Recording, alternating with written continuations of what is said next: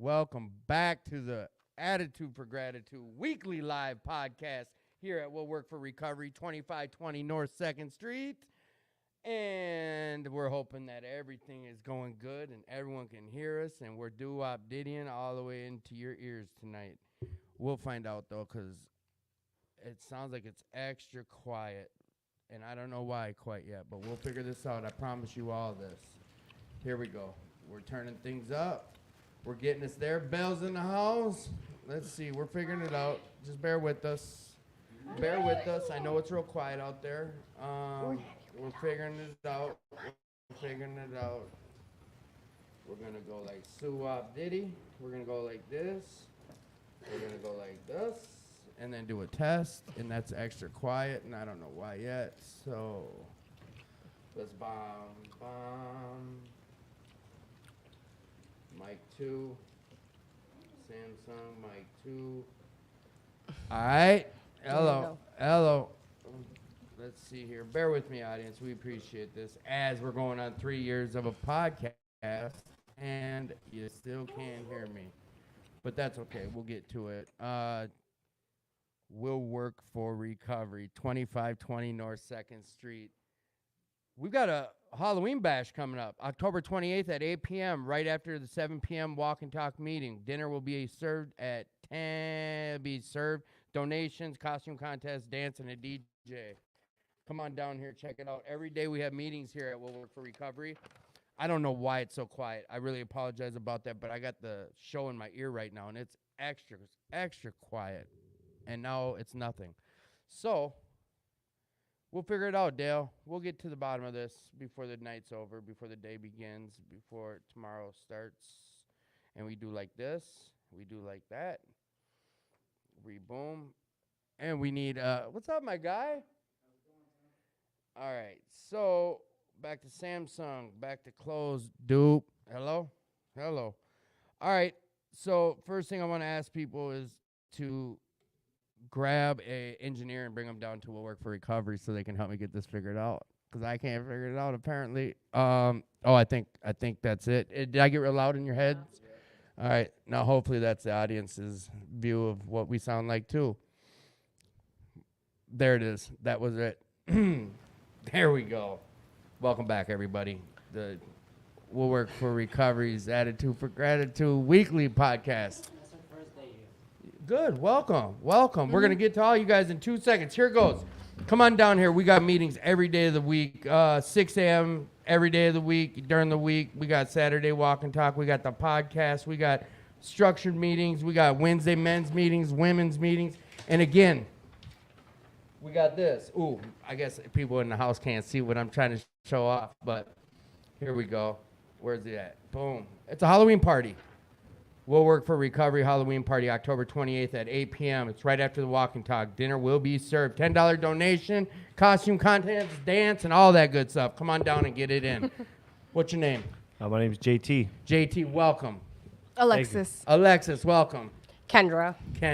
So, Kendra, welcome back. Yes. We'll talk to you in just a moment. How did you hear about We'll Work for Recovery? So I'm actually from Cleveland, Ohio, and I came out here for treatment. Started doing real well, I was working at Comcast. I helped open a couple stores. I was a manager. Got caught up and went to jail. Lost my job, and some good folks in recovery showed me this place, and showed me the ropes since I'm not from here. So I guess the key question is this: would you come back to a meeting here? Yeah, absolutely. You like the ambiance? I really do. Yeah, I like the decorations and stuff. I like the feel like it's modernized. Like being from Ohio, it's like deep rooted in like tradition and real old school classic AA meetings. You can't say you're a drug addict, stuff like that. Oh, right. No, I get what you're saying. Yep, so being able to be open about that kind of stuff and not feel like I'm kind of getting shamed for it is not.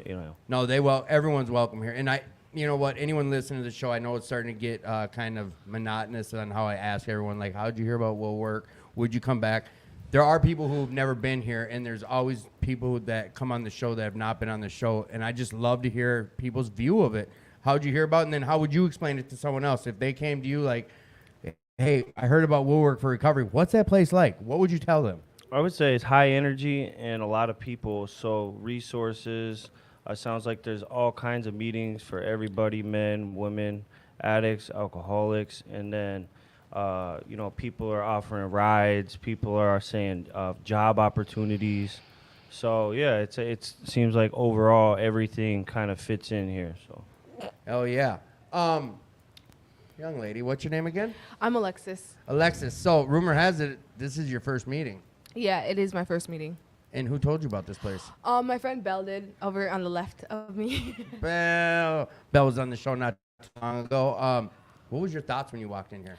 I thought it was really cool, just the vibes and the energy that it gave me and how like erotic it was, like especially seeing like all the like stuff on the walls and stuff. I thought it was really cool. I was like, man, this place is actually really nice. I'll come back. Oh yeah, that was the next question. I was like, is this a place you come back to?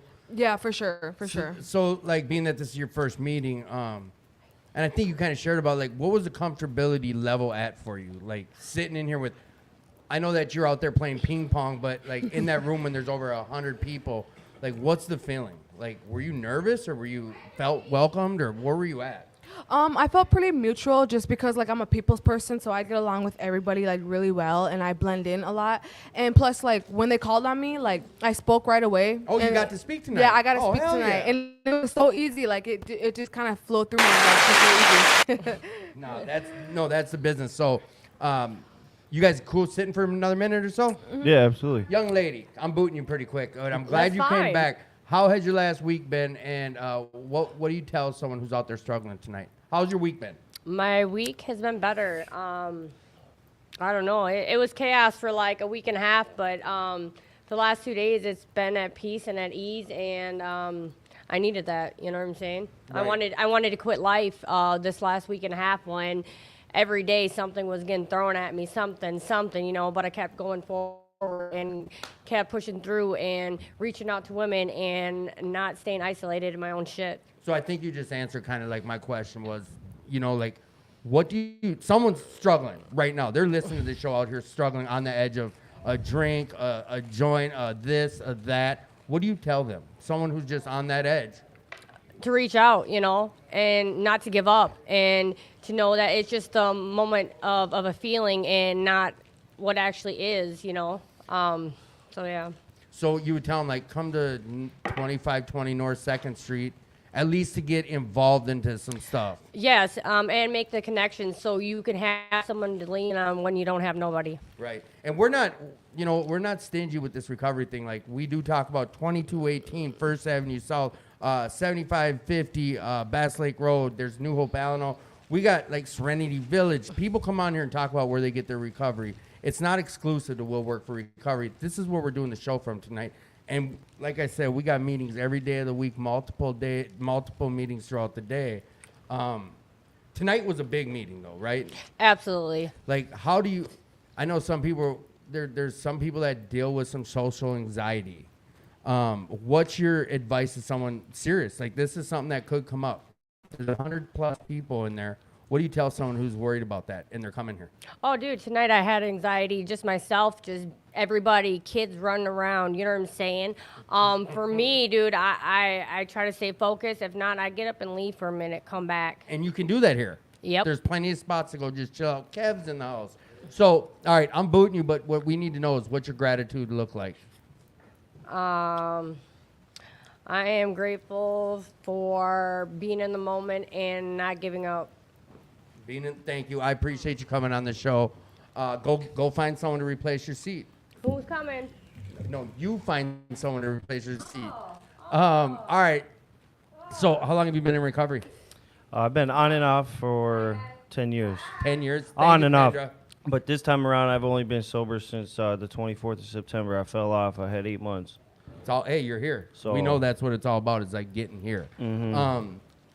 So I know I asked you that, but about like, what would you tell someone who's never been here?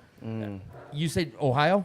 Yeah. You came from Ohio. Cleveland, yep. Did you come here for recovery? I did, yeah. And I had heard that this was a really big recovery state, and seeing that now come to fruition with the meetings, how many people there are that are relatable, feeling like I'm not judged, and I could just be myself and be authentic, So are you in a sober house? I'm currently in a treatment facility. Treatment, okay, Yep. okay. But I was living by myself, you know, because I had came out here for work. So originally, I didn't know anybody. You know, Right. looking back, I should have found a sober house, you know, because I don't know anyone out here. But yeah, I had my own place, so there's a lot of freedom with that, you know. But that's how it goes, right? Like you've learned through your journeys or whatever. You're up here for work. Now that you are here, like I think I heard you starting to talk about like I should have, like I came up for work or whatever, but like making connections or talk to me about like what you've gained through that experience where you're at now. Definitely. I've learned that anything you put in front of your recovery will get lost. So for me, it's prioritizing. Like I have to put my recovery first every day. Like I have to wake up and say, hey, JT, you're an addict, and if you don't do something about it, you're going to pick up a drug. And knowing that I have something because I'm still alive, something inside of me that God has purpose for me being alive, and being grateful for that and finding that is what, like, I'm almost 30, so I feel like I'm kind of at a crossroads, like, you know, you're either going to die or go to prison if this continues, so stop it while you have the chance to go to treatment and have funding to go to treatment and insurance for treatment and stuff. You know, there's a lot like of recovery out here. It's a you know, I could just be myself, That's key. which is huge. You know, Yeah. like I can open up and feel like I could be vulnerable. As a man, we're taught to suppress our emotions. We're not supposed to cry. We're not supposed to do this or that. So opening up and being able to cry at meetings or say what's on my mind as a man, it helps. You know, Right. being vulnerable like that. Vulnerable. I was Being waiting for you to vulnerable. say that. Yep. Being vulnerable. So Getting to come to a place like We'll Work for Recovery. Let's just use this platform because this is where we're at. Like, have you been to? Is this how many meetings have you been to? Is this your only one so far? So I've been to the Uptown House in St. Paul. I mean, here at We'll But Work. this How is the many- first one. This your first one. Yeah, Okay. first one. Nice, So when nice. they gave me that ticket, I thought it was a 50-50 raffle. They thought kind it of laughed was. at me a little bit. They're like, this ain't a 50-50 raffle. I'm like, okay. So, you Thought he know, was walking out with some money. or something, yes. You won candy in a spot So, on the podcast. I like how it's the popcorn style though, and not like 'cause lead meetings kind of put me to sleep. So hearing different perspectives from multiple people, I can gain a little bit of wisdom and some gold nuggets from each one. So that's what I really liked about it is it's like I can hear from the guy who's been clean since 1987, and I can hear from the guy who's been clean for 7 days. You know. So like anyone who hops on the show, I want male, female. Like on Wednesdays, we have a 5 o'clock meeting. The men's meeting is called Crosstalk at 5 o'clock. It's not a structured meeting, but like I implore you, if you got time at 5, come check that out too. Not every meeting is 100+ people. Sure. Monday, Wednesdays, and Fridays they're big meetings, but Tuesday and Thursdays it's a little smaller, and then every morning at 6:30 a.m. they got these meetings too. But what's your gratitude look like today, young man? I'm grateful for second chances. Grateful for God and just the program in general. And last thing I need to ask you is, will you be back on another Friday to hop on this show? 100%. All right, no lingering. Come on in. Come on in. Thank you for having me. I appreciate it. I appreciate you Yeah, coming, man. You helped absolutely. save our lives. Absolutely. Come on, you're up next. Come on. All right, so this is your first. Is this your first meeting ever? Well, here it is. Yeah. At Will Work. Okay. Yep. Will you come back? Oh yeah, for sure. Okay. Like you've heard me ask people like, oh, what would you tell someone who's never been here? Like, what's the main thing you'd want to tell some woman who's looking for a place to come to a meeting about something you experienced tonight? I would tell them that it's energetic and it's fun and it's all over the place, but it's well organized. That's what I'd say. Right, and is that kind of like an oxymoron? Like it's all over the place, but it's well organized. But it is. They keep it that way here, right? Yeah. Kind of like. Yeah. And like I said, this is one of the 3 nights that it's a real big meeting.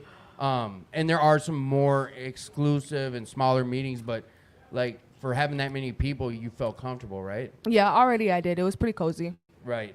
So what are some of the hurdles you're dealing with in your recovery right now? I would have to say like communication. I don't know if this makes sense, but I'm not a liar, but I don't tell the full truth. Like I'm pretty honest, but I don't tell the full truth of what. That is lying. But I don't know. It's it's perspective. No, I'm just saying that alone is Yeah. kind of huge. You know, you coming out to say that. It's called lying by omission. Lying by me. So what are you doing to work on that? Are you working on that? Yeah, I am. So like I do therapy and I'm being more like vulnerable. I mean, being more open with the lying by omission. Right. No, I get it. I totally Yeah. do. So what does your gratitude look like? What are you grateful for today in your recovery? I'm grateful for my higher power, and I'm grateful for the New Way program. I'm at 2218. Or no, I'm not. My bad. I'm at the New Way House 3 over Okay. here on 2104 Stevens Avenue. Yep. And I'm also grateful for my family's support. Will you come back on the show? Yes, I will. All right, and you'll tell everyone you know about it? Yep. After the show or later, I'll tell you how you can find it, but basically it's We'll Work for Recovery's Facebook page, their YouTube page, 2218's Facebook page, their YouTube page, and we got a couple other venues, StreamYard and like Spotify, blah, blah, blah. So yeah, thank you for coming on. Thank you for sharing, and find someone in the audience to refill your spot. Thank you. Young fella in the beautiful pink, who are you? My Damn, name- you're always banging with your gear. My name is Michael French, and I'm an addict. Michael French is in the house. Is this the first time you've been on the show since we've been in this room? It absolutely is. So first thing I want to bring up is, are you an artist? I am an artist. You want me to do that? Listen, That I've been wall. bragging to our audience about. All right, look at you. See where my finger is at right here? This big white spot. In a few months or something, you guys are gonna see a mural. He's a master artist. Next week, I'll bring in his Belushi pictures. I think. Is there any other ones here that you've done? I've done one of Petey, and then I did one of that is- Paul and Carolyn on a motorcycle. We're gonna They're put just those, characters. But Yeah, but still, like it just kind of puts a spotlight on his art, and he's an artist, man. Hey, Kev, come grab this spot. Someone, come on. We can't have an empty spot with a full house. So how did you ever hear about World War for Recovery?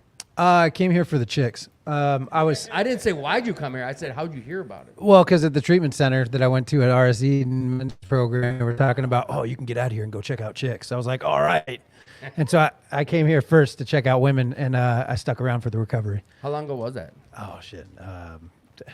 Man. I want to say it was 3.5 years ago. Were they on this side yet? They just moved over here, right? Man, it was actually 4 years ago now. Because then they're on that side. Yeah, we're huh? on the other side, What's yeah. up, Dylan?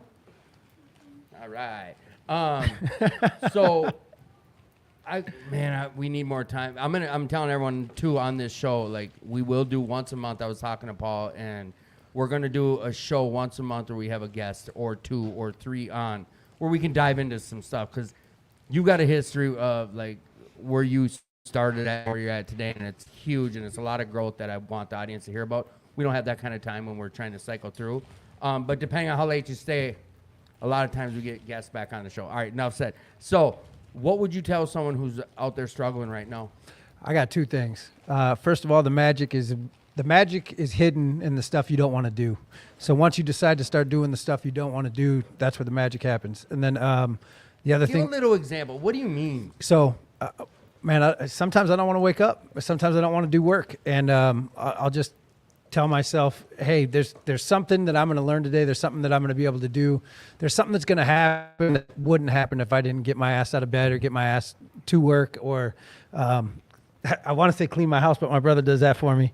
He stays on it. The other thing is this, man. We go to treatment center, RSE men's program, and talk to the guys there once a week, and we talk to them about, a lot of different things that they're struggling with, or things that have changed in the program, things that helped us with the program. And one thing that was huge last week is there was a guy that actually, I thought nobody was listening to me while I was talking. I thought I was putting some people to sleep. And at the end of it, a guy came up with tears in his eyes, and he said, this is exactly what I needed to hear. I got kicked out. A lot of these guys were talking trash, and I did something in my room, whatever. And he goes, but I've been to prison. I got out of prison, and I was a speaker, and I was doing speeches. And I don't know what happened. I fell off. I found fentanyl. And that part was huge for me because while he's saying this with tears in his eyes, he also said, I got 2 kids I got to look out for, and I got a family that loves me, and I don't know how I fell off. And I said, man, it's not about the fact you fell off, man. It's the fact you're picking yourself back up, and you're here right now, Yeah. And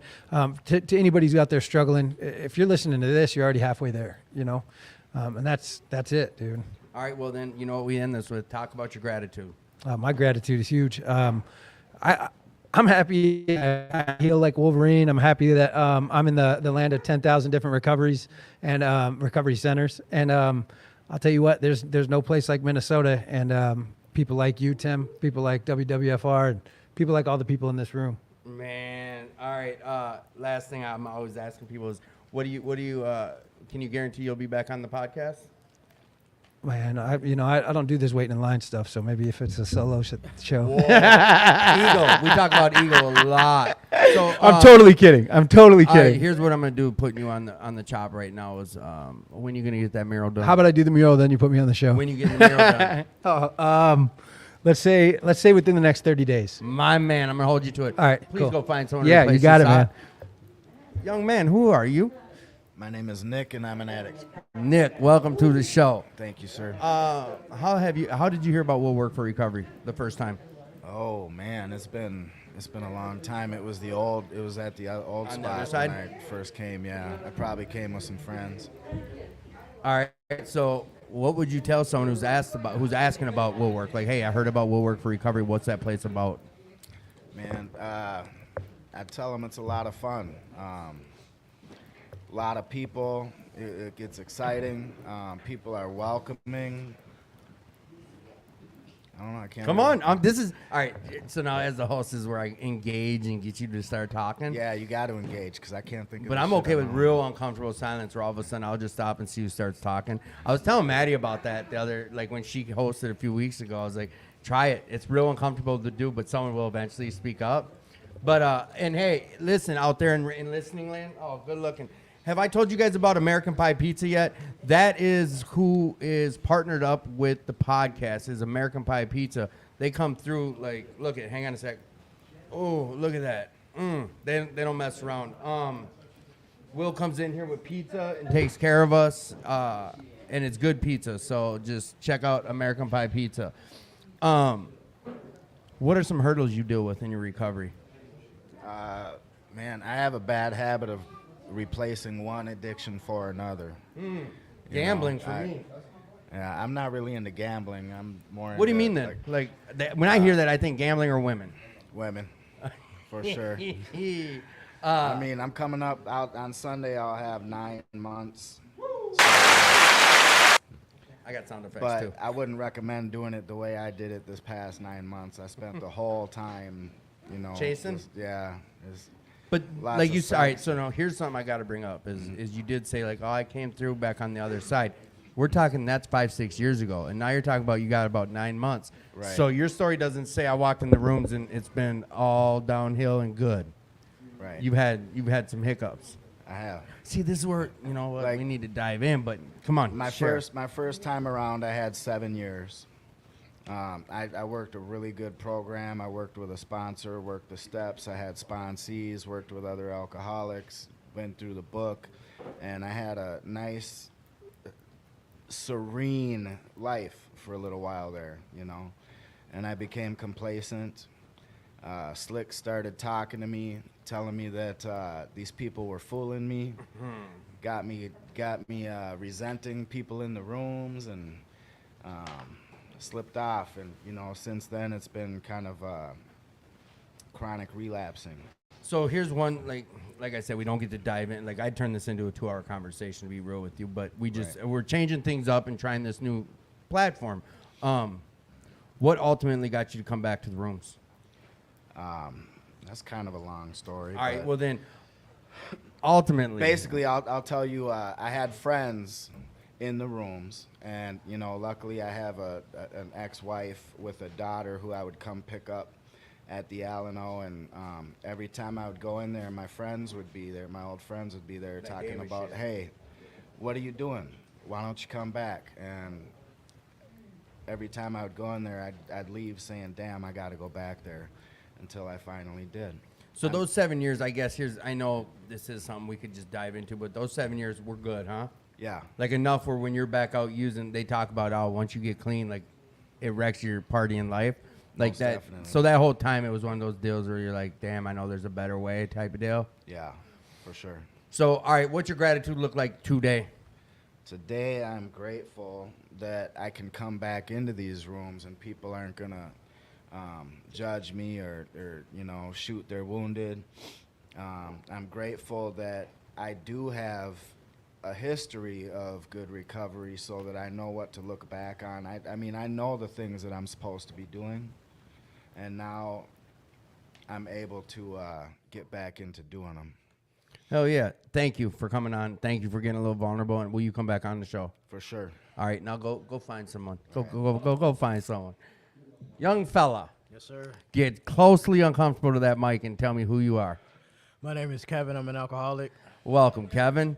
How did you hear about Will Work for Recovery?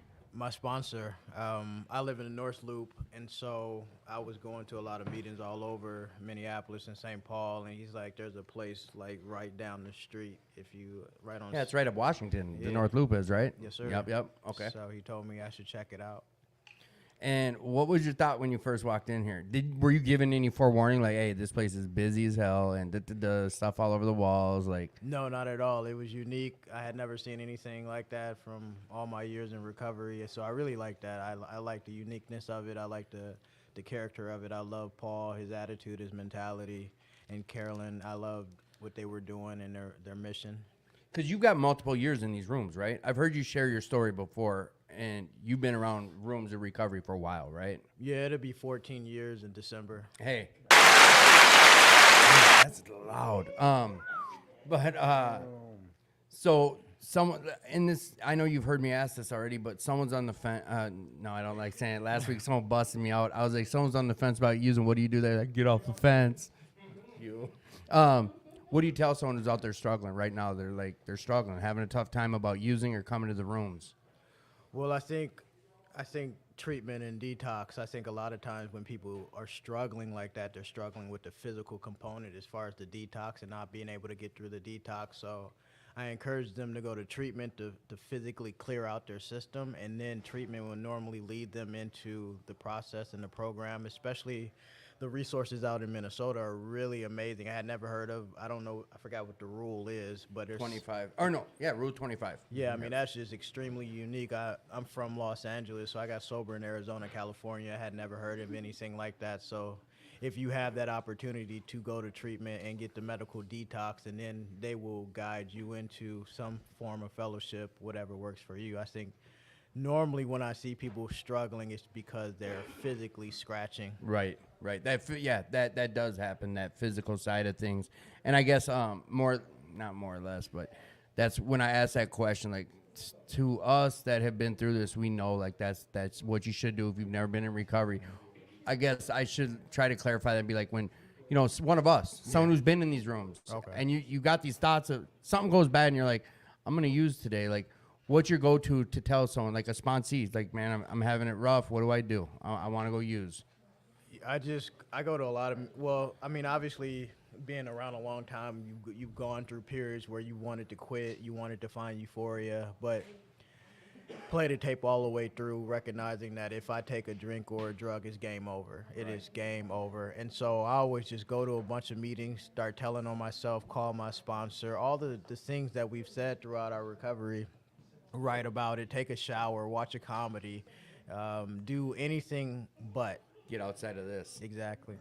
No, that's all right. Before we go into your gratitude, is there anything you want to talk about or share about before I get into some final questions with you? No, I appreciate what you're doing here. Sorry it took me so long. Yeah. I think I got a baby, so I get it. Hey, congrats on that little baby girl of yours. She's adorable. I see Thank the you. pictures. I saw when you brought her up here too. Yeah, Like, daddy congrats. duty. Daddy duty. I love it. But I know I've heard you share about, like, my recovery. It's got to come first for me to be a dad, to do these things, to hold this job, because I know you have a pretty prominent job and you share about it. But when it comes to, like, your gratitude, like, what, I'll let you speak on your gratitude. I mean, first and foremost, my life is great because of 12 steps. So 12-step recovery, whatever is NAAA, my family, my daughter, my mother, my job. I'm blessed to have the job that I have. Definitely my relationship with the power that's I feel is greater than myself. But most importantly is 12 steps. I mean, everything is 12 steps for me. Oh, yeah. No, I appreciate you, Kevin. And will you come back on the show? Yeah, babysitting. Once I get some babysitting, Right. No, I get it. or she gets old enough, Yeah. I'll bring her. She's just a little girl. What is she, like 3 months? not even. She's 11 weeks. Yeah. So she's baby, daddy baby. duties. Yeah. Yes. I get it. Congrats and thank you again for coming on the show. Thank you. Now I task you with finding someone out in the audience land. Alrighty. Young man, get up on that mic. Oh, maybe I should unmute you. I would appreciate that. Who are you? Derek French. Derek French. I just had another guy on here look just like you, same last name. Yeah. That was your brother. Yes, it was. How are things going with you today? Good, man. My girlfriend from Spain is here, Emmy. Emmy! Now, let me ask something real quick. And I know I had you guys on the show right before I switched venues, and we really kind of dive deep into what you guys are about and what you do. But give us a recap what the three of you guys are into, and like how there's this connection and stuff. Oh, me and Mike have a hobby of extreme inline, and Emmy is a professional rollerblader. Okay. And There we go. she shows us how it's done. That, you know what? I like how you started. I was like, hobby, but then I see how you platform that. Yeah. I Emmy's a was professional. I get easing it. into that. Yes, like NFL type professional. Yeah. So how do you know what? We're gonna make these short. So like, how do you utilize that hobby of yours in recovery? Like, are you able to use that for your recovery? Absolutely. I've been coming to the room since 2018. I first checked into treatment 6/6/18, and it hasn't been a one and done. If there's one thing that I know how to do, it's fall. And just like skating, I learned to get back up. And you can fall 100 times in a skate session as long as you get up 101. Right. And so that's how I treat my recovery. It's not failure is just another ingredient in the recipe for success.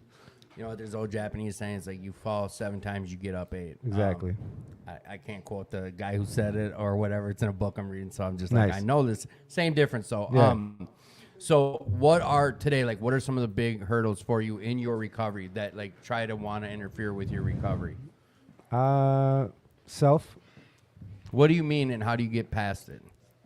doing my will instead of God's will, and Amen to that. ego sometimes. You know, sometimes I'll sit in the rooms and be sitting there trying to do the math when somebody says they got a certain amount of clean time, and then be like, but did they just say that they're in treatment right now, but they've been sober for 8 years? And then I need to realize I'm here for my recovery. And when I start looking at other people, I'm not looking at myself.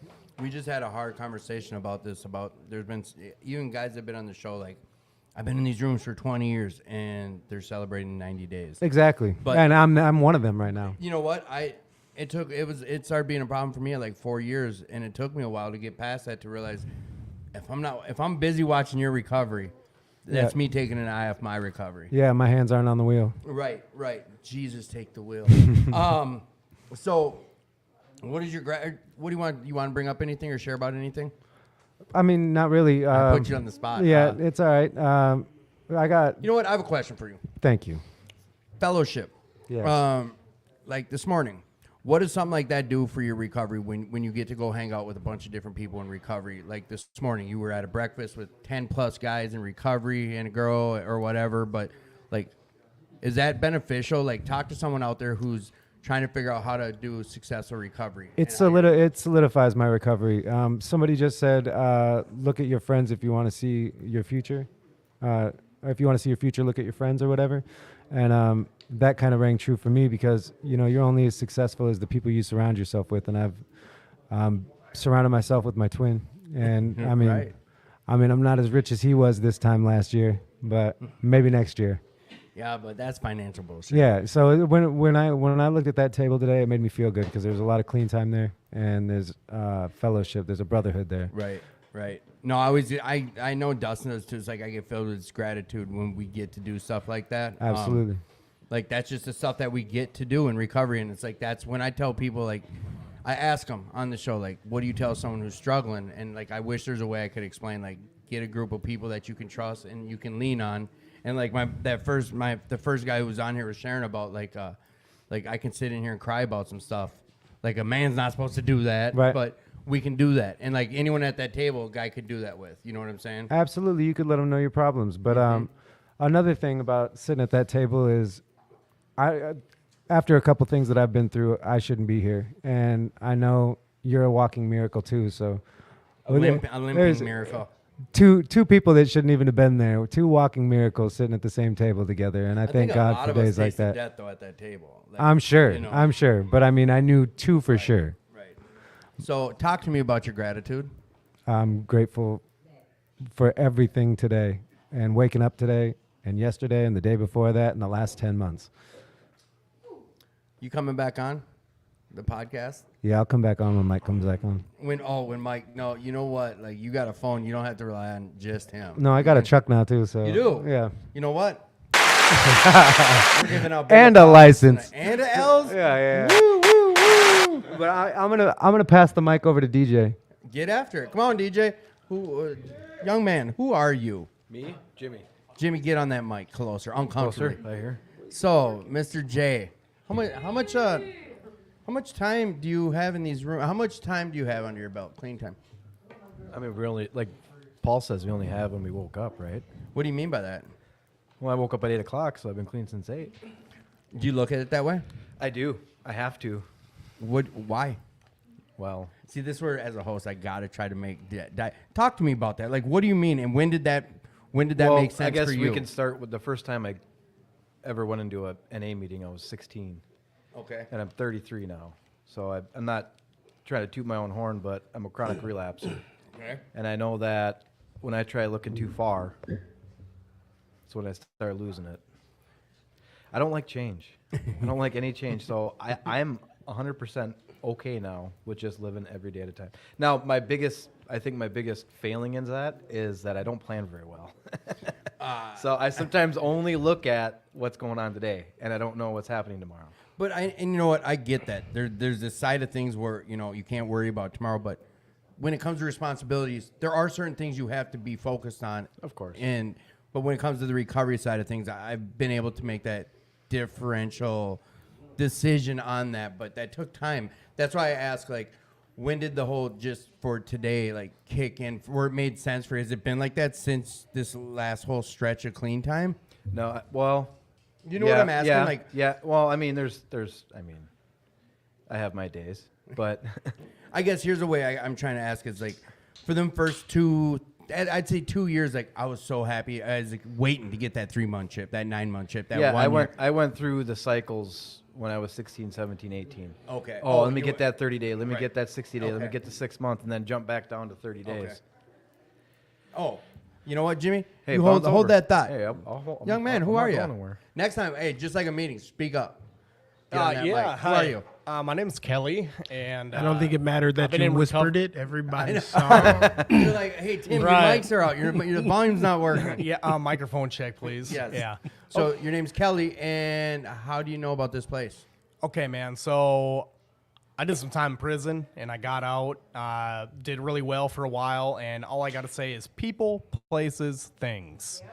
And when you have people, places, and things that are negative in your lifestyle, or you're attracted to the fast life, you're gonna go downhill really quick. Even though you think that you're having fun, it's not fun. You're just killing yourself. You're killing your soul slowly.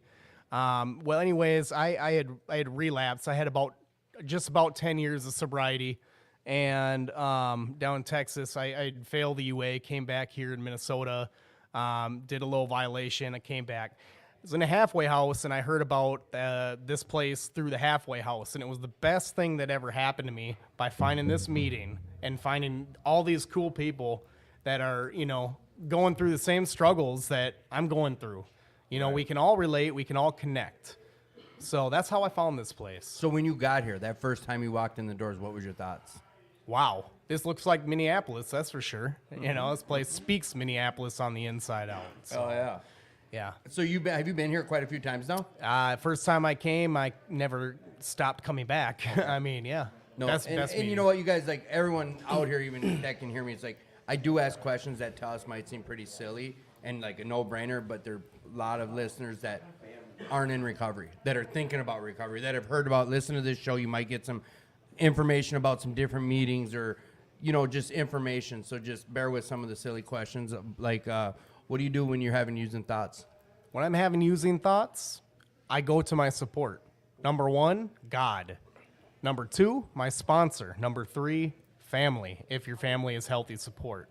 Okay. So you utilize your surroundings that are your healthy surroundings. Those are my tools. All right. So I know that you came in kind of not strong, but you came in with some stuff to say.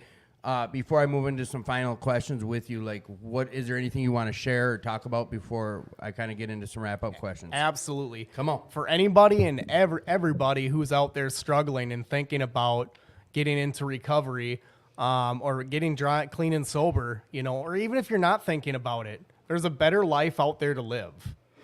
You might not think it. You might think it's boring, like when I did when I was young, and that's why I didn't stay sober. But like it's all about lifestyle and a lifestyle change, and it starts with your attitude. You know, if you don't have a good attitude, you're not going to live a good life. And all I got to say is, you know, once you have that aha moment and you get clean, your whole life will change, and God will bless you in so many ways that you never would have thought were possible. And I wasn't ready. just stay positive, stay faithful, stay around people, places, things that are good for you. And, you know, you might think that some people, they might be good people, but they might not be good for you. And that's something I had to realize and recognize the hard way. But, yeah, just stay strong, stay faithful to God, stay true to yourself and the people you love. Oh, yeah. So now I'm going to go right into this. Is like, what does your gratitude look like today? My gratitude today. Attitude is everything with gratitude. So for me, I look at all the small things first, because the small things to me are sentimental. And those small things would be like, I wake up in the morning, I'm healthy, I'm breathing, I'm alive, I'm not 6 feet deep, I'm not in prison. And that's what my gratitude is. My gratitude is like everybody who I have around me right now is sober by personal choice. I'm grateful for my family. I'm grateful for God, number one. I'm grateful for all of the hard work that I put forth to change my lifestyle, because it was completely out of control. So Dylan. being grateful for the small things, I believe, is what counts first. And then come the big things to be grateful for. Okay, so like everything, like you kind of went over a gamut of things, but today you're present enough where you can be grateful for all the good things in your life. Yes.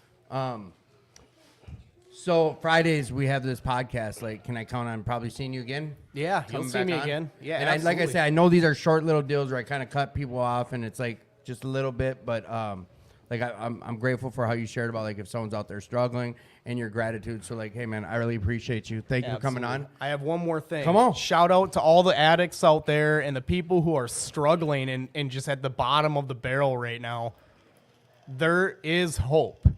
When you feel like there's no hope, there is. Just keep that in your head. Find the strength in God or whatever it is within yourself or whatever you believe in. Just come to a meeting. Be humble. Be vulnerable. And speak up. Talk about your feelings. You can do it. Oh yeah. Thank you, brother. Thank you. Grab one of these. Looks like you're only down to two. Look at she right pitter patter. Let's get at her. Jimmy, back to Jimmy. Yeah, back to young Jimmy. Little letter Kenny, huh? Yeah, I can't. I get that stuck in my head. Thank you, my guy. Thanks, Kelly. Click it or ticket. So I guess what's your? Someone calls you up like, Jimmy, I'm struggling. I feel like using today, and they're in the program. I'm on the fence. This is a Jimmy question. You'll get your turn, buddy. No, I'm joking. What do you say to someone?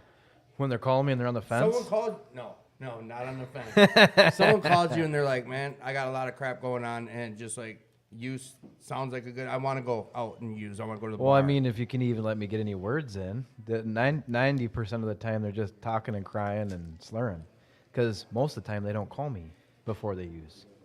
But there has been a handful of situations where people call. I mean, if you have sponsees and you're active and working the steps with another sponsee, they're going to call you every day. But when you're literally on the fence, the so-called fence, I mean, that's that old cliche, get off the fence. So I'm gonna tell you something. So when I got into early recovery, the first few times I used to go to an old Alano. It was in Mound, and it was an old, like, renovated bar. Okay. And you could smoke in there. It was during the meeting Old times. You school. could smoke, and there was a lot of old school guys. They say you take $1 and leave, and come back when you're ready, or put $1 in, and share your story or share your truth. Okay. So that's always kind of stuck with me. So I always tell them, well, if you're ready to go, then go do it. What are you ready to do? Right. If you're ready to work with it, then let's do it. So usually it's pretty cut and dry when someone calls me because I tell them what they don't want to hear, but they always call back. So it matters. The Like, ones whatever that you don't, s- so- it matters. The ones that don't are going to be the ones that don't. So then, like, I don't know. I always, I don't know. I try to present like theoretically type stuff, but because I'm right there with you. When I'm usually not going to get the call, you're going to get the call after someone makes. yeah. They've already got their minds made up. We know that through experience, but and I know that with myself. You know what were some of the big hiccups for you? Like when you were getting clean, like what were those things that were real hard to kind of get past? That would make you want to go back out, or the thoughts, or whatever. What were some of the big hurdles? The thoughts. I think the biggest thing that I kept stopping myself from was working the steps. It was whenever you see everybody in, you know who's doing it and who's not doing the thing. So honestly, it's when are you going to be ready? And I kept asking myself that. Am I ready for this yet? Am I ready for this yet? I mean, the first meeting I went to, I was 15. I was probably younger than that. Shit. And I just kept saying, these guys are all old. These guys are all, you know what I mean? I get it. And the No, I joke get was it. on me because I'm still here. I'm still coming to meetings. And No, people walking in like, damn, they're so old. yeah, right. And it's funny because, I mean, I'm only 33, I always say, because I feel young still. Yeah, But you're much younger than I. Dustin always goofs around that I forgot more than I should know about recovery. But No, I think we're so good, guys. I've been in and out and in active addiction since I was 15, 16, but I've been in and out of the rooms working an actual program just as long. So for me, sometimes it's hard to tell the truth from the fake because I lie to myself all the time. And I'm the last person to know because I was the last person to know that it was bad. I'm always the last person to know. Yep. You know, so I think a lot of that has to do with maybe having accountability, having somebody else. If I didn't know Dustin, or if he didn't make that one phone call to me when I was in Chaska, I was in a bad time. I didn't know where I was going to live, where I was going to go. I was 5 years clean, 4 years clean. And he just, I was looking for a place to live, and he just calls us, hey, I might have a place to live up here. And it was, but I was getting into more back to basics. I was starting to work the program. I was, starting to reap the rewards of the recovery again. But I constantly go back to the same me bullshit. What is that? Like, is that just human nature? I think it is because no matter how long of recovery of men with 30, 40, 15 years that I've talked to, men in recovery, Yeah. Good call. they all have the same, I don't know. We just have to keep coming back, man. It's just. No, I agree with you. That thing about, that's why the time's not there to sit and try to dissect that, but that Right. thing, is that human nature, what it is, but who really cares? Hey, don't go far, bro. You're up next. Listen. You're up next. Listen, Linda. All right. Listen. Listen, Linda. Linda. What's Linda, that Linda, from? Linda. Well, I don't know what that's from. That Unless was it's a that or video Kenny, show. I don't know what it is. No, I'm joking. Sorry, I blew up. Listen, Jimmy, listen. Is there anything you'd like to share about or bring up before I wrap into questions with you? How you do anything is how you do everything. How you do anything is how you do everything. That's not my quote. Well, Go ahead. Contradict it. I'm not trying to. I'm just trying. It's like Yep. it's It's the truth. I hear it. No, it is obvious to someone with a clear head. How you do anything is how you do everything. So do anything greatly. I So suppose. don't do everything half-assed. Okay. All right. I dig it. All right. Full It throttle. takes me a second. I got it. I just have to- What's his name? I forget what his name is. Where I got it from. Oh, I remember it. Bedros Keuilian. Bedros. Look him up. That's a quote from him? It's a quote from him. Yeah. So, Jimmy, talk to us about your gratitude today. Gratitude. I'm just grateful to be here. No, there's That's more. all than I that. got. There's not. no, That's there's all you not. got? That's all I got. Well, Jimmy, I love you. Thank you for coming on the show. Thank you, brother. Thanks, Jimmy. Come on. Hey, will you come back on the show in the future? Yeah, I might. I might. We'll see. My people will talk to your people. Good answer. I'll have my people reach out. All right, which one of you two sat down first? You did. Yeah, I did. Who are you, young man? Even though you're a familiar face from not too long ago. Who are you? My name is Delarial, a.k.a. Chocolate Thunder, a.k.a. Sir Chocolate, a.k.a. Mr. Thunder, or DJ. DJ. We'll go with DJ for short-term answers today. I'm a methaholic. Methoholic. Long time no see. How's your week been going? Talk to me about this last week. It's been going great, actually. Talk to me about it. I got a new job. Oh, hey. Long time coming, and it's been a long time since I've had a job. For real? Like 2, maybe 3 years now. So definitely, since you've been in recovery, like this is your first good. Is it a real gig? Yeah, it's a real gig. I'm giving old people food. Hell yeah. Yeah, So you get a little something out of it too. I really do. Do you see it that way? Yes. All right.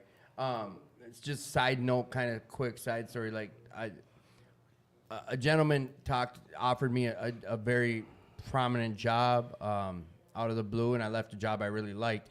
And about a month into it, he was like, he felt and knew that I wasn't feeling it, like the job I just left, but like that kind of money, I wasn't gonna say no, and the options there, whatever. He's like, but like, look at what we get to do. And I started thinking about it, and like, we're building clean rooms for hospitals and for little children to make these stints that help save. He's like, we're saving lives. I couldn't correlate that, and once I did, like, understand that and brought that together, my job just became more joyful. Mm-hmm. Like, how long have you been at just this last week? You just started? Yep. Do you see it that way? Like, you're helping these elderly, I don't know what type of place you're at, or if it's high class, low, whatever it is, like, do you feel you can go in there and make some type of change? Yes. None that could immediately affect the world, but that's good enough because it's just those people. I'm just serving them food, putting a smile on their face, and whatever else is going to come with time that helps them out, is just a restaurant inside of an assisted living place. Do you get to bring that energy? Like, do you have that option to bring some of this like joyfulness there? I do. And they don't mess with you about it? No, and they're really quite like malleable. Yeah, and like sometimes I'm like, they're like, hey, can I get some fruit? And I'm like, absolutely not. And they're just like, oh, okay. And I'm like, no, it was a joke, sweetie. No, you can have some fruit. Like, oh, okay. I was wondering why. Why didn't you say anything? I'm old, I guess. There's something. So you get to have fun with it, and you this job you enjoy this job. Yeah, I get to tell the same jokes over because they'll forget it. Your Alzheimer makes me an ultimate comedian. Bruh, I'm Richard Pryor in there, man. I love it. Straight up. So here's a weird out of the blue question. What did you think of the pizza tonight? I thought it was great. We thought it was great. It's amazing. Young Will, how are you going to turn and not listen when we're beefing up the pizza, or at least get? Your friend will be there when we're done giving you reviews on the pizza. We've gotten a great and an amazing so far. No, mine was dog shit. No, I'm joking. No, and you know what? At the beginning, I totally forgot to bring that up too, and I am bringing it up again just because I saw Will getting up. Is that American Pie Pizza? Like, no one pays for the pizzas here, and that was me winking at Will. No, he brings it in because he believes in this will work for recovery. Okay, like, the crust could be a little better. It could have been done more. Okay. He knows that. Okay. It was a last minute thing where All like right. he was behind schedule and he took him out early. I was like, bro, he's like, but I want him there for the beginning of the show. I was like, first of all, you didn't get here for the beginning of the show, so you should have just perfected him. Yeah. Okay. Just here, hang on. He knows I'm gonna complain. Look at Yeah, I'm picky about this my should be food. crusty, crispy. That first 2 weeks, fire. And that's not typical. If you're ordering it and he's bringing it to your house, or you go in there and eat, it's crispy. Like, the first 2 weeks, it was super fire. It just wasn't. It was because I was on him. I was like, Yeah, where's the fucking pizza at? I'm picky about. I'm a chef first, but I'm also an asshole. So I manage that wisely because it's one thing to put him on blast about his shit on air, but while he's right there looking at it, it's another. I didn't know that was him, the dude who made it. But yeah, I wish he would have left. I would have said exactly what I said. Okay. No, hey, you know what? He's no different than us. Like, give feedback, but I will back it up to be like, look, I pushed him on it. I did. He's like, dude, it needs another 10 minutes. Like, just come on. whatever. It's all good. You weren't here by the beginning of the show anyways. And when he was on his, I didn't realize he was already on his way back because he's like, well, I'm on my way back. I was like, damn. Because I bitched about that in the third week. I was like, bro, they weren't even Dude, that. you can't rush perfection, Yeah, though. That's just rude to I do. get it. Did you try and you guys try the chicken? No, there was no chicken. What chicken? Grace usually orders some, but I think she took it. I get it. It's I don't blame her. It the smelled most delicious. fire chicken I've ever. How can you have chicken that gets delivered and it's still crispy and so good? Like, all right, actually, that's not fair. How I'm talking about it. Yeah, I'm really getting. I feel like I'm telling being you so though, short like, on it the melted pizza. in your. It was crispy, then melted in my mouth. I was like, whoo. And to have Gracie say it's the best chicken she's So ever I had. love my new job. It's awesome. That's bullshit right there. it was really great. You know, it makes me feel good about myself and what I'm doing. And you know, they give me the chicken that I like, and it's really good. Everything is up to par anytime I eat food. You know, so but no, I don't even need to pay attention to hear someone shots fired. It's really a blessing. No, and that's all good. Listen, I appreciate what you're talking about, and I do. I'm happy for you about your job. Like, Yeah. that's awesome. Hold tight. Yep. Who are you? Hi, my name is Sean. Sean, welcome back to the show. Thank you. How's your week gone? Amazing. I've had an amazing week. What do you mean? Well, I also got a new job. Ooh. My job also involves recovery, which is really amazing. Thanks, Jess. It involves recovery. What do you mean? What do you do? So I don't want to trigger some people, but I am actually now working at a NA bottle shop in South Minneapolis. The woman who owns it. You know what? You kind of shared about this last time. You said the same thing, and I was like, I know. Well, don't worry about. Okay. Anyway, so we Yeah, sell live your life. Talk your non-alcoholic shit. spirits, wines, beers, and the woman who owns it is also in recovery, and the people that manage it, and I'm really excited. I finally did get the go-ahead for the job, and I get to be in recovery and do what I love, and that's really exciting, and get paid for it. How long have you been there now? Well, I've been working at the salon for a few months now because it's connected to a salon as well. Yeah, you so do I hair. do hair. Yeah, Yep. yeah, that's right. And then the bottle shop is like adjacent connected, and so I actually have only been there to work. Oh, by the way, they're doing Sober October every Wednesday. They're having Every Wednesday. They're doing little happy hours through October called Sober October. And you can come sample.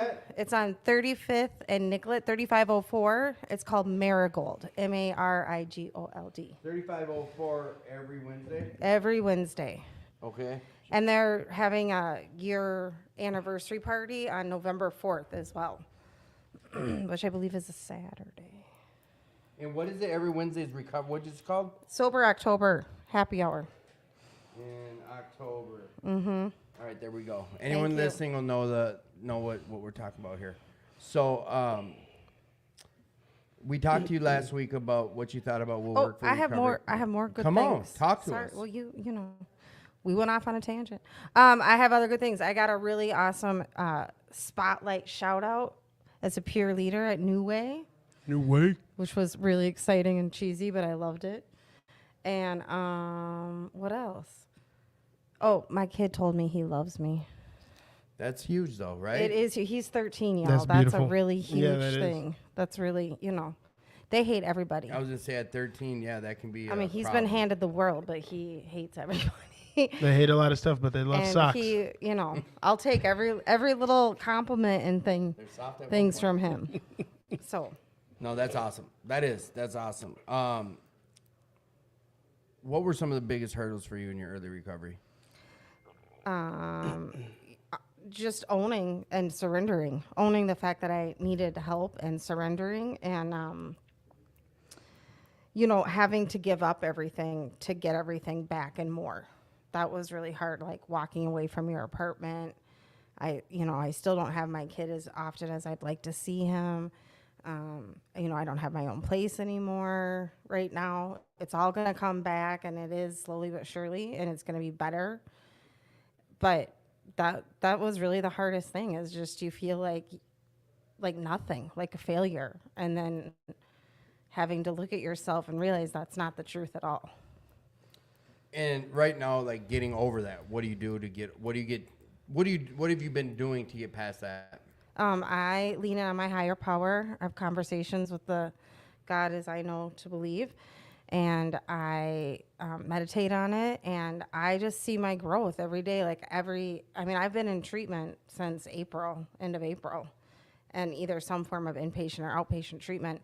And every minute I'm in there, I really do submerge myself into it. And some days it's real hard and cheesy, and other days it's really amazing. What's up? Oh yeah, no, I'm figuring out how things work. I didn't know I could do like this and it changes the camera view Oh. or something like that. Wait, hang on, there we bop, bop. It did. I swear. Try to God, double it did. tap. There we go. I'm so smart. Who are you, young man? Jimmy. Jimmy, welcome back to the show.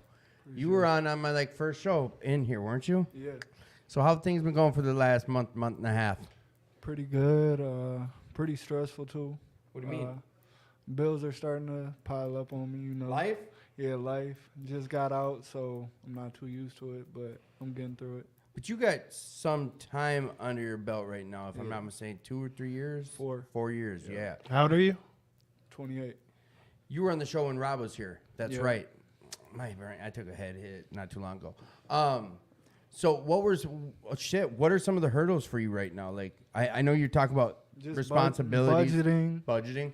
Trying to catch up with the life I feel like I should be living right now, you know. You know what? We can dive just so deep in that. Like, you're saying the life you should be living or the life you should The life have? I feel I should have right now. You know, I missed a lot of time, and But being locked up. Yeah. Like, so you struggle with that side of things. Like, I lost all this time. Like, has anyone been on some stuff to you? Like, look, you're here now. Like, no, yeah, I realize that. You do. I'm grateful for everything I do got, you know. so your gratitude does speak. Yeah, yeah. So what would you tell someone out there right now who's like in your shoes? Like, Keep your head up. It gets better. It's going to get better. You're doing great. how do you utilize a meeting like this? Like, we'll work for recovery. How do you take advantage of something like this in your recovery? For me, it's all about networking, building up a new network. To us, we know what networking means. Explain that to the public. Explain that to someone who's never been in these rooms before. Meeting some positive people in these meetings that I feel are on the right path towards doing better. Not too much gossip going around or anything negative, you know. Just sticking with the winners. So I'm sorry, you guys. I've known this for like the last 10 minutes. Something with our internet's bad, and we're not getting all our words. It sounds like I just had a couple messages from the outside world, but look at right now. You can get this from 8 different avenues. All my YouTube ones have 86 because they can't hear, and the Facebook ones are choppy as shit. And we're probably the only way I know right now how to make it better is to log off, log on. We're not going to do all that. So what I'm going to do is we're going to do a round of gratitude, and then I'm going to probably wrap up. Do you want to hop on before we do that? Come on. You came to just sit and watch. Yeah, she's a little. All right. We're gonna go round robin this. Talk to me. And take all the time you want. Talk to me about your gratitude. Okay. Well, the things that I have with gratitude with are things that people don't really realize. Like when I'm trying to think of something and I have absolutely nothing in my brain except for what am I trying to think about, I take a moment to say thank you to God and just say thank you, period, for having a moment of clarity.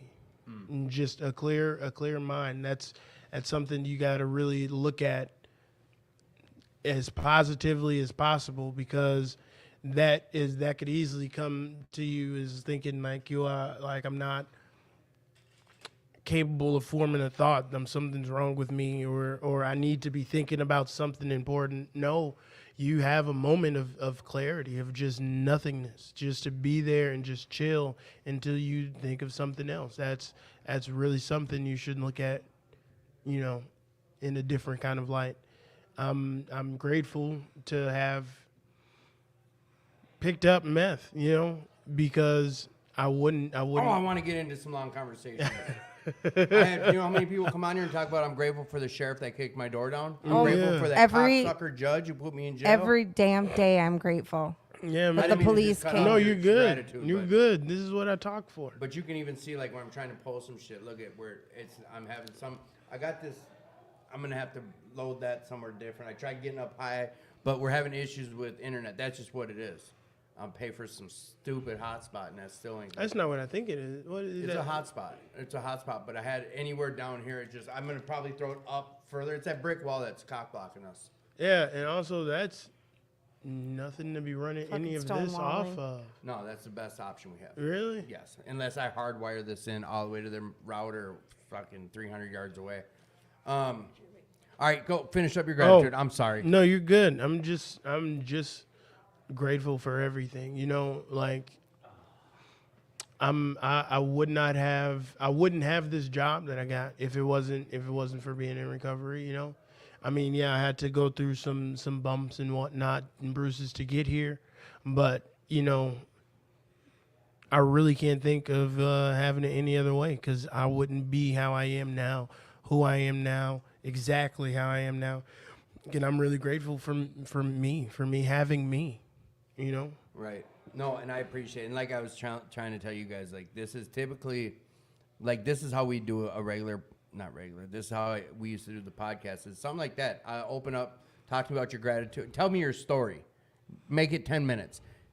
And just shrink it into a 10-minute story. And in that 10-minute story, I'll bump in with some questions. A conversation starts. We'll go 2 hours. Like, it's just how it is. We're just talking about recovery. It just happens. Like, and I've done it for over 2.5 years now, and that's just how it's worked. We're trying this new thing where we're bumping people through, but I got to come up with some different questions. Like, I'm just talking to you guys straight up right now. Like, I got to figure out what good questions would be to, how do you make it interesting to hold a 5 to 7 minute conversation with one person and then rip right through next person, and to have an audience want to listen to it. I'm used to, like I said, what was it, like, I think we're at 140 shows of me having just a straight 2-hour show with 2 to 3 guests. I'm not used to what we're doing now, and I welcome it. I always tell, and that goes for anyone who's still left listening.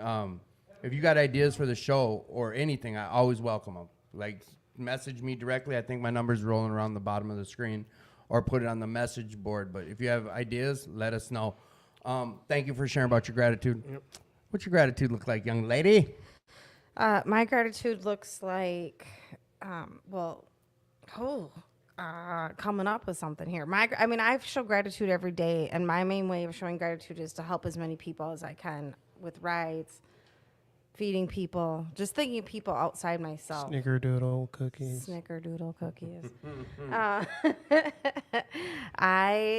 Seriously though, every day I wake up and think, how can I help someone? And I know I can't change the world, and I don't have millions of dollars. That's for damn sure. I can hardly pay my bills right now. But what I can do is help my friends at treatment with rides. And I brought someone home last night from the meeting that lived way the hell away in Little Canada. And you know what? It was worth it to me, because I got to network, connect with another woman in recovery. And she's a little earlier on in her recovery than I am. And it felt really good to be a support to someone. And as much as people forget this part, even if you don't get something out of the meeting, someone might get something from you being there. And that shit matters.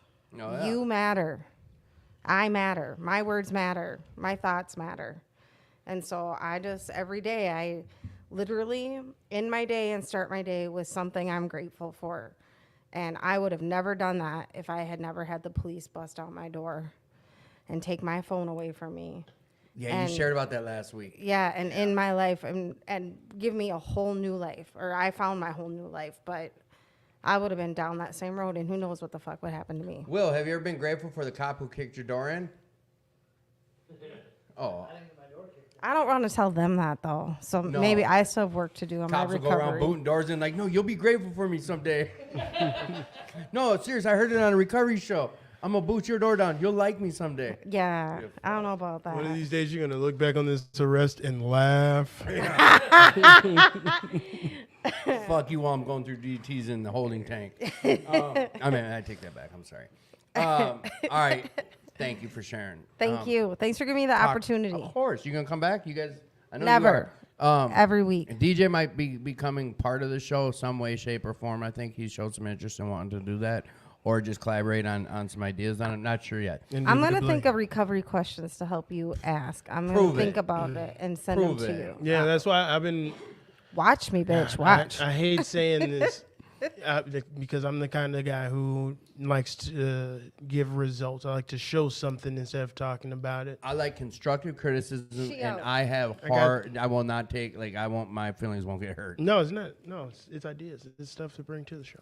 But I'm also asking for constructive criticism. Like Tim, you gotta stop asking the same fucking question. Like You do. I know. That's why I need a list of about 50 questions. But questions that keep a conversation going. Questions that aren't ones where you got people hanging on the edge of, like, that's weak. I want the rest of the story. It's tricky. I've been listening to a lot of other shows. Like, it's hard to find some other shows that have a platform like this. There's a lot of recovery shows out there. And it's either a host just doing what I'm doing, just blabbing, or like I used to do it where it was an hour plus of someone sharing their experience, strength, and hope. I haven't heard many where they're just floating through people like this, which I think it could turn into something special. So that's the goal, and questions are key. Something that we can keep things going. I have a question for you. Shoot.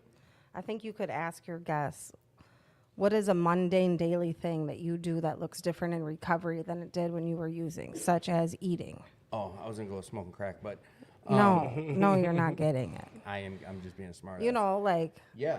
I love to cook, and I gave that up to put lines in my nose. Showering. Right? Like, there are things that we can discuss that are No, daily yes, shit I that get means it. so I much get it. more now. I just spent a half hour explaining to my girl what a love-hate relationship with the shower was. I was like, I used to have this love-hate relationship with the shower. Like, it turned, like, growing up and doing construction, like, you shower every day. But once I started getting high, like, it turned into I wouldn't shower until I had my dope, like, because it was just a hassle. Like, your body's not feeling, like, I'm not trying to go through DTs and I'm all cold and wet. Like, I don't even know. We don't got time to sing. But it was a love-hate relationship with the shower. Right. But there's that, yeah, cooking, but It's manscaping for me. See? yeah. There's something that's mundane that turned into something miraculous now that you're in recovery. That's all I got to say. I'm pristine now. Before it was like I ain't got time for that. And then, He said it looked like I was giving buckwheat a headlock, looked like I was giving Man. a finger forelock. bruh, He said everything. you know, cousin Dreaded it. and shit. You know, cousin it. No, you know what, that could be a good like, I always talk about how, like, heroin stole the ambition of every aspect of my life. Everything from work, money, women, food. Like, I was a chef. I had a culinary arts degree. When dope came, like heroin, I don't even say opiates, when heroin got into the picture, everything, I didn't care about nothing. And, like, for me, like, marijuana, everything was backseat for me at that point. And for me to tell you, like, weed and girls took a backseat to anything, like, people I went to high school would be like, bullshit. That's fucked up. They just wouldn't believe me. But that was the power of heroin for me. It took everything. I let it take everything from me. But there's some questions in there. There's some way to pose those type of questions where, but then the other side of it is, and when it comes to the recovery podcast, that's why we say, like, what were the biggest hurdles and how'd you get over them? Like, I can't just stop with saying, yeah, heroin took the ambition of pussy and weed from me. No, how did you get those things back, and how are they now a priority? But not those words. But you know what I'm saying? I started Facebook dating. Yeah, whatever. Like, I stopped trapping out of my mom's house. Talk to me about your gratitude. I'm grateful for my freedom. I'm grateful for my family. I'm grateful for working every day. This is the longest job I've ever held, so. You know it's coming. And not that, but. I guess. How long have you had this job? Since I got out in January, so. Yeah. So you moving up at the spot? Yeah. And they respect you? Yeah, yep. All right, so what else you grateful for? Simple things, just being able to take walks, being able to drive, watching Vikings games with my dad, stuff like that. All right, well, boys and girls, yeah, I'm getting terrible feedback. We're gonna have to do something. Hey, we got to do something about internet in here. Okay. All right, that's one of our tech guys. So I really got to be on Maddie about it. That's our social media director. All right, well, listen, you guys, remember, we're at 2520 North 2nd Street. That's Will Work for Recovery. We've got meetings all day, every day. I'm going to break it down for you real quick. It looks like this. Monday, Tuesday, Wednesday, Thursday, Friday, we have a 6:30 a.m. meeting every single day. That's a structured AA meeting. Every single day, Monday through Friday, we have a 1 p.m. daily reflection meeting. Every single day at 6 p.m., Thursday, Monday, Tuesday, Wednesday. We also have a fellowship. Then it's followed by a nightly meeting at 7 p.m. Saturdays, we do the 7 o'clock walk and talk, and there's usually some events going on during Saturday. Sundays look like this. We have Sunday Fun Day. That's fellowship, usually at 12 noon or whenever the football game is.